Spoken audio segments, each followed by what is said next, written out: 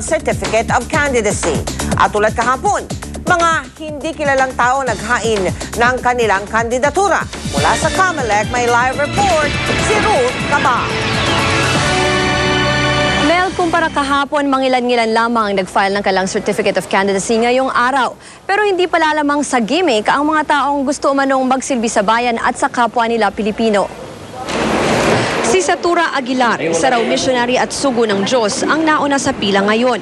Sa kanya raw iniutos ng Diyos ang pagsalba hindi lang sa Pilipinas kundi sa buong mundo. Nang dumating siya sa COMELEC kanina, kasama pa niya ang kanyang tatlong taga-suporta. 7-4-7. Opo, ano po ibig sabihin? Nasa gitna ko, ng 7-7. Nakinuwi na tayo. Kay isang puso, mga kapuso, kay isang puso ng kanyang bugtong anak na isang lalaki na isinugo na si Tora, ang Kristo. Isa sa propeta na magsusulit sa Ama. Amen!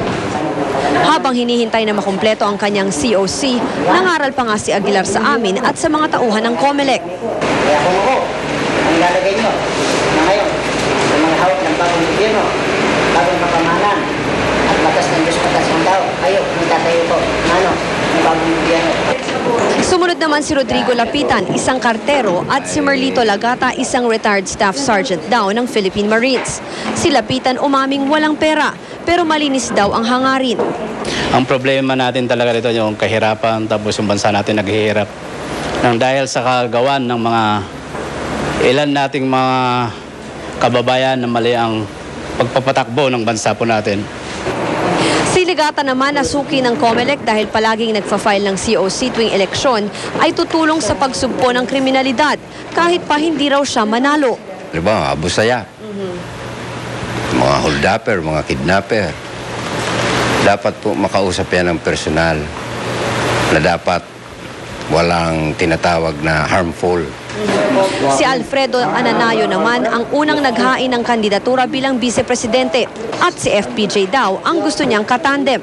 Nagpresenta pa siyang kantahin ang kanya daw biblical prophecy. So beautiful. Bida pa ni Ananayo, siya raw si Jesucristo na nagkatawang tao. Alfredo Jesus Christ Ananayo. Jesus Christ po, pangalan po niyo yun? Opo, nung Old Testament yun. Itong second coming ko bilang anak ng tao, the Son of Man, ang nakilala, Alfredo Ananayo.